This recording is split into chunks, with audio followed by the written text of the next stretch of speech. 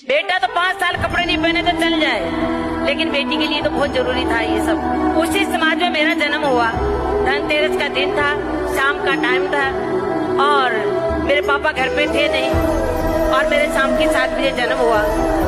समाज की औरतों ने कहा कि इनकी तो पहले 3 बेटियां हैं, तो अब ये फिर 7वें नंबर पे बेटी हुई है इनके घर में, तो माँ को तो बताओ नहीं और इस लड़की को भी जमीन में गाड़। तो मेरे को भी लेके चली गई औरतें, मेरी माँ को बताया नहीं कि लड़की हुई है, मेरे को भी औरतें लेके चली गई और ले जाके जंगल में गाड़ दिया। मेरी माँ को पता चला कि बच्चा हुआ तो था पर गया कहाँ। मेरी माँ पूछने लगी मेरी मौसी से, मेरी मौसी ने कहा कि लड़की हुई थी बहन, उसको गाड़ दिया जमीन में।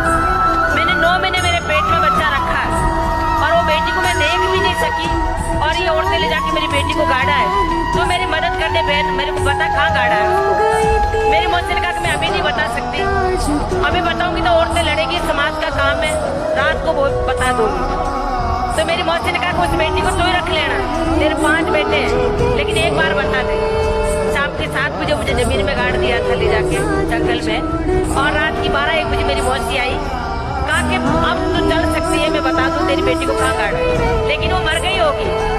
मेरी माँ ने कहा कि नहीं, मेरा विश्वास किया था कि वो नहीं मरी और बेटा 9 महीने में तो पेट में रहता, बच्चा नहीं मरता, धरती माता के पेट में कैसे मर सकती है। मेरी माँ इस विश्वास के साथ कि नहीं मेरी बेटी जिंदा मिलेगी, नहीं मिलेगी तो मैं उसको छू के देख तो लूँ कि मैंने जिसको 9 महीने पेट में रखा है। इस उम्मीद के साथ मेरी माँ चली गई जंगल में मेरी मौसी के साथ।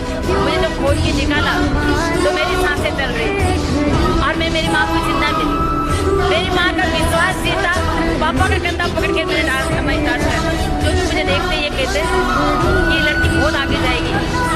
मैं छोटी सी